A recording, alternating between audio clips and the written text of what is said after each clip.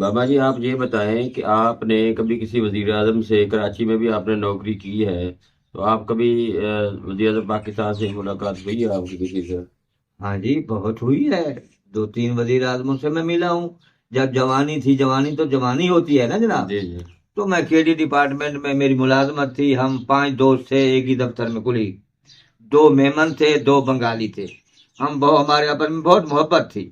ایک دن جو ہے نا، بیٹھے بیٹھے ہمارا خیال آیا شہید وہ جو ہے ذوالفقار علی بھٹو صاحب کو ملے۔ اس وقت وہ منشور لے کے رہے تھے پیپل پارٹی کا، یہ حقیقت بات کر رہا ہوں میں۔ جی جی تو ہم جناب وہاں چلے گئے ستر کلفٹن میں۔ وہاں جب پہنچے ہم، تو وہ جو نیلی وردی والا وہ گارڈ وغیرہ کھڑا تھا، ہم نے بولا کہ ہم نے وہ صاحب کو ملنا ہے۔ انہوں نے کہا جی ویٹنگ روم میں بیٹھو۔ ہم ویٹنگ روم میں بیٹھ گئے، کافی دیر بیٹھ رہے، گپے شپے لگاتے رہے۔ گاڑی آئی جناب، وہ بس جو سکول بس، انہوں نے بے نظیر کو گیٹ پر چھوڑا اور گاڑی آگے چلی گئی۔ جب بے نظیر صاحبہ محترمہ شہید اندر آئیں، تو انہوں نے دیکھا ایسے جھاتی مار کر کہ وہ لڑکے بیٹھے ہیں، تو اوپر سے آئی، گھر ان کا ادھر تھا، ادھر سے آئی تو ادھر میں سن رہا تھا جالی میں سے کہ وہ بھٹو صاحب کے پاس اندر آ گئی اور کہنے لگی پاپا وہ جو ہے نا لڑکے بیٹھے ہیں ویٹنگ روم میں۔ تو بھٹو صاحب نے کچھ تجسس میں آئے اور گارڈ کو بلوایا بیل دے کر کہ وہ کون لڑکے ہیں، کہ جی وہ آپ کو ملنا چاہتے ہیں، بلاؤ ان کو۔ ہم وہاں گئے، بھٹو صاحب جب ہم 5 اندر گئے، یہ عجیب و غریب بات ہے اس عظیم اور ذہین لیڈر کی کہ میں آج تک متاثر ہوں، اور جب مجھے یاد آتی ہے میں رو پڑتا ہوں۔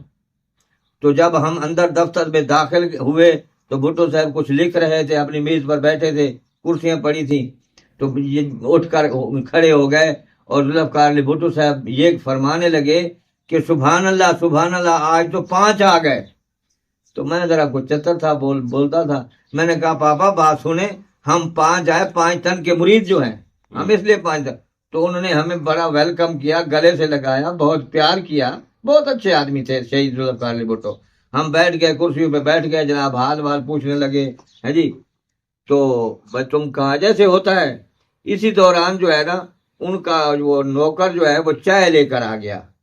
وہ میز پر چائے رکھی، کوئی وہ کپ وغیرہ، کوئی وہ چائے کی وہ چینک وغیرہ رکھی، تو وہ کہنے لگے اگر صاحب میرے جو ہے نا بھتیجے کا آج حادثہ ہو گیا جی، خواجہ چوک ہے کراچی میں، ساتھ ہی ہے، کلفٹن کے ساتھ ہی ہے۔ تو بھٹو صاحب نے کہا کہ جلدی جاؤ، فوراً لے کر جاؤ اس کو ہسپتال۔ اب دیکھیے ان کی اعلیٰ ظرفی، دیکھیے بھٹو صاحب کی دانشوری، دیکھیے اور ان کا خلوص دیکھیے، بہت عجیب ہے، عجیب شخصیت تھے، بہت عظیم شخصیت تھے۔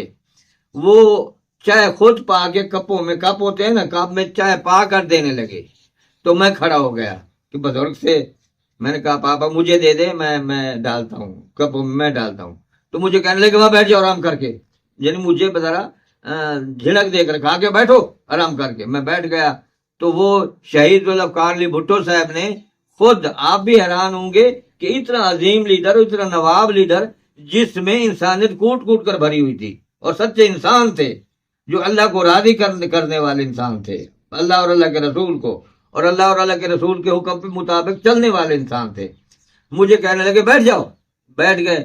تو جناب بھٹو صاحب نے وہ چائے جو تھی وہ اپنے کپوں میں ڈالی، 5 میں اپنے کپ میں بھی ڈالی، اور جناب وہ بسکٹ، اور ہمارے آگے وہ کپ بھی کی اور بسکٹ کی پلیٹ کی، اور اپنے طرف بھی کر لی، پھر بیٹھ گئے۔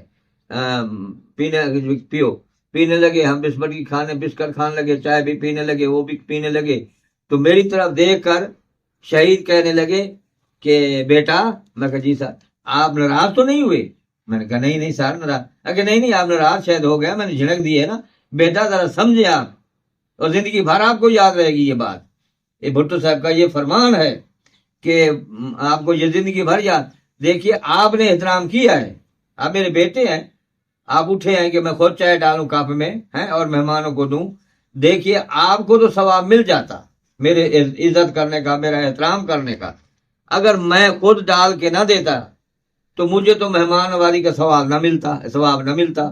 دیکھیے ایسی سوچ کے مالک تھے وہ، ہے جی، اور ان کو بے جرم و خطا، بے گناہ شہید کر دیا گیا۔